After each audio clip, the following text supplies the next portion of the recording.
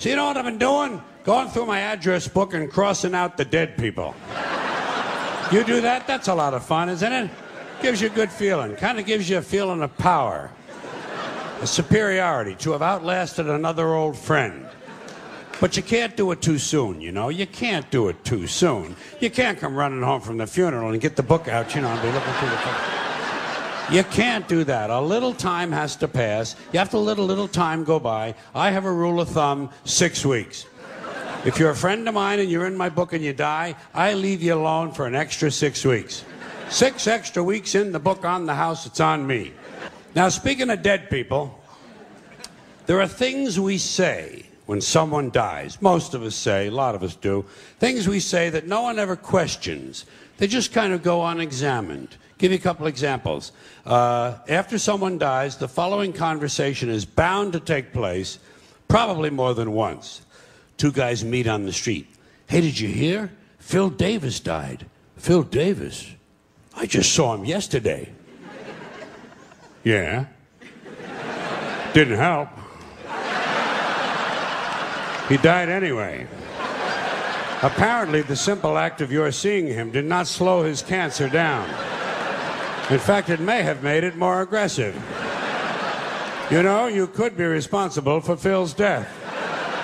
How do you live with yourself?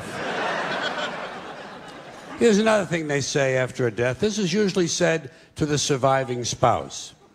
Listen, if there's anything I can do, anything at all, please don't hesitate to ask. What are you going to do, a resurrection? This ain't the fucking New Testament, you know. You know what you tell a guy like that who wants to help? Oh, fine, why don't you come over this weekend? You can paint the garage. Bring your plunger. The upstairs toilet overflowed and there's shit all over the floor up there. Do you drive a tractor? Good, that'll come in handy. The North 40 needs a lot of attention. Bring your chainsaw and your pickaxe. We're going to put your ass to work. He wants to help? Fuck him. Call his bluff. Call his bluff. Don't hesitate to ask. The nerve of these pricks. Here's another thing we say to the surviving spouse. I'm keeping him in my thoughts. Where? Where exactly in your thoughts does he fit? In between my ass hurts in this chair and let's fuck the waitress?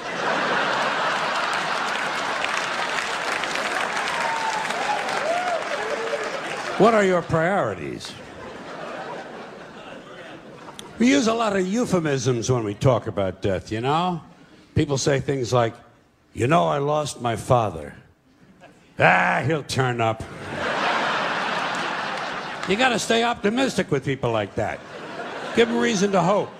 Have you checked the dumpster out back? He used to like to take a nap in there. Keep it upbeat.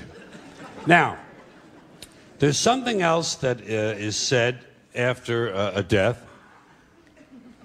but this one involves belief, which is where I begin to have big problems. This one happens after the funeral, after the burial, back at the house. Back at the house where the family and friends and the loved ones of the deceased are having some food and drink and they're enjoying some warm reminiscences of the person who passed away. Sooner or later, someone is bound to say the following, especially after a few drinks. You know, I think he's up there now, smiling down at us. And I think he's pleased.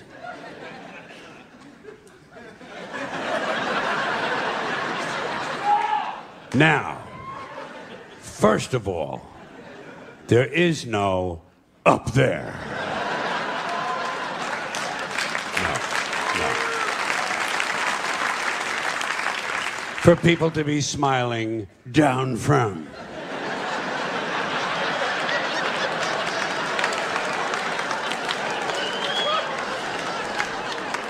It's poetic, it's quaint, and I guess for superstitious people it provides a little comfort, but it doesn't exist. But if it did, and if someone did somehow survive death in a non-physical form, I personally think he'd be far too busy with other celestial activities than to be standing around paradise smiling down.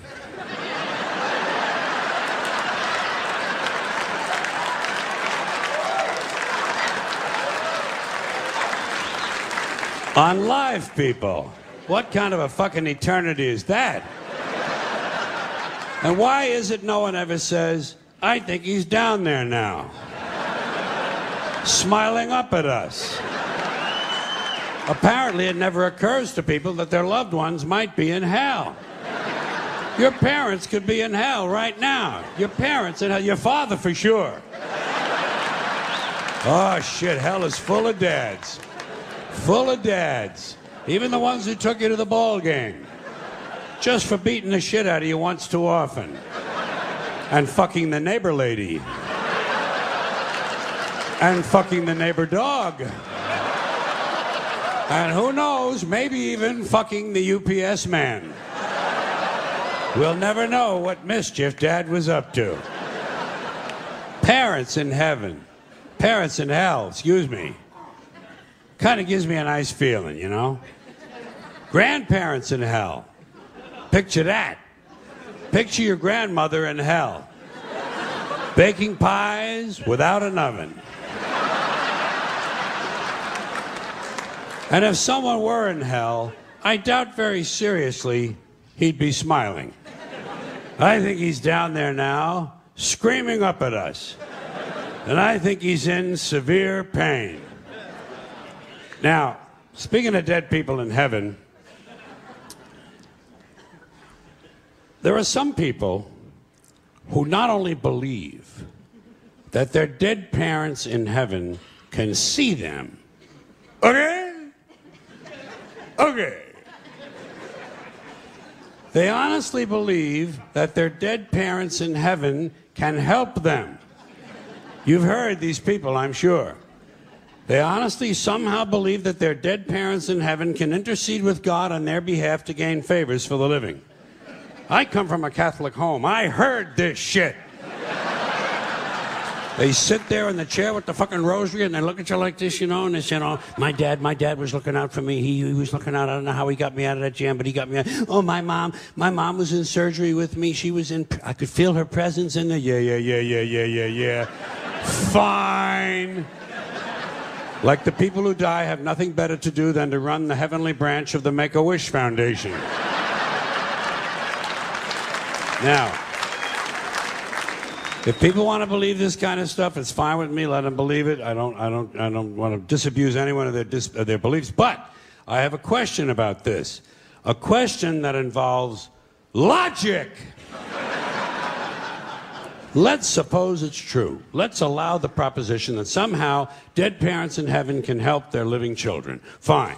So, we got a family living on earth, father and mother and 4 kids. Family of 6. Good family, nice family, doing all the right things, having a good time, making all the right moves. And the parents go away on a weekend trip and get killed in an accident. And the children, of course, survive. So now, according to this theory, these 2 people go to heaven and they start helping their 4 living children. Helping them with everything they need. Helping them with their science projects, with their SAT scores. Helping them get a good school and get a nice job and get a promotion and a raise and someone to marry, and they all grow up. These 4 kids now grow up and have children of their own. And let's say that all 4 of these now grown children also die at the same time.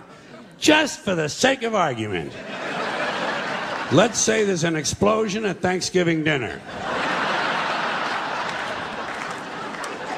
And these 4 die, but their children survive because they were seated at the children's table.